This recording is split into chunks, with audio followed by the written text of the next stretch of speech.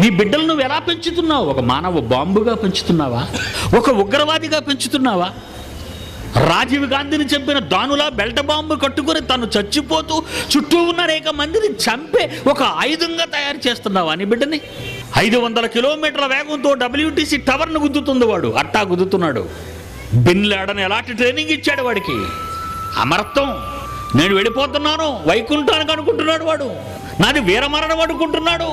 అతి దగ్గరలో ఉన్న WTC టవర్ను గుద్దుతున్నాడు 500 కిలోమీటర్ల వేగంతో. జిహాద్ అంటున్నాడు, అది దేవుని సేవ అంటున్నాడు ఈరోజు. అది నిజమా? ఎన్ని వందల మంది చచ్చిపోయారు. నీ కడుపును పండించి బహుమానాన్ని నీ చేతికి అందించి గర్భములో ఉంటుండగానే తన నేత్రాలతో నిన్ను కాపాడుతూ పిండముగా ఉన్నప్పుడే నిన్ను రాలిపోకుండా నీ చేతిలో పెడితే ఆ బహుమానాన్ని ఒక ఉగ్రవాదుగా, ఒక గూండాగా, ఒక రౌడీగా, దేవునికి ఒక అవిధేయునిగా నువ్వు పెంచితే ఆ బిడ్డెందుకు బ్రతకాలి? వయసు మీరిన తరువాత ఒక గూండాగా మారే కంటే ఊహ తెలియక ముందే మరణిస్తే కనీసం నిత్యరాజ్యానికైనా బిడ్డ చేరిపోతుంది. కసాయితో చెప్పే తండ్రి కాదు. పాకిస్తాన్లో కూలిపోయిన ఆ భవనం కింద చనిపోయిన వారు 400 మంది పిల్లలు, స్కూలు పిల్లలు, ముక్కు పచ్చలారని పిల్లలు. దేవుడు అంత కసాయిగా చంపాడని అనుకుంటున్నారా మీరు? కాదు. వాళ్ళ పెంపకంలో ఉంటే ఉగ్రవాదులుగా మారిపోతారు వాళ్ళు. వాళ్ళ పెంపకంలో ఉంటే రౌడీలుగా మారిపోతారు. వాళ్ళ పెంపకంలో ఉంటే క్రిమినల్స్గా మారిపోతారు. మొక్కగా తుంచేస్తే నా దగ్గరికి వాళ్ళు వచ్చేస్తారు. వాళ్ళు నా దగ్గరికి వస్తారు మొక్కగా తుంచితే.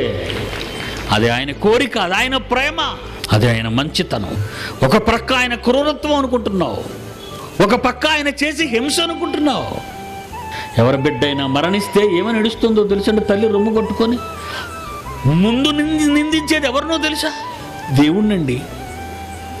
దేవుడా నాకే అన్యాయం చేశావా ఎంతమందిలో అంటది. నీకు అన్యాయం చేశాడా దేవుడు?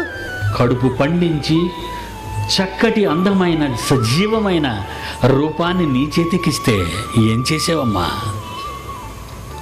ఎలా పెంచావు తల్లి వాడిని? వాడు ఎలా మాట్లాడుతున్నాడో ఉన్మాది మీరు విన్నారా? కన్న తల్లిని చూడకుండా, బైబిలులోని సారాన్ని అర్థం చేసుకోకుండా జన్మనిచ్చిన తల్లికే కళ్ళు పీకి ప్రాణం తీసిన తనయుడు. అదండి సమాజం. అలా పెంచిందండి ఆ తల్లి.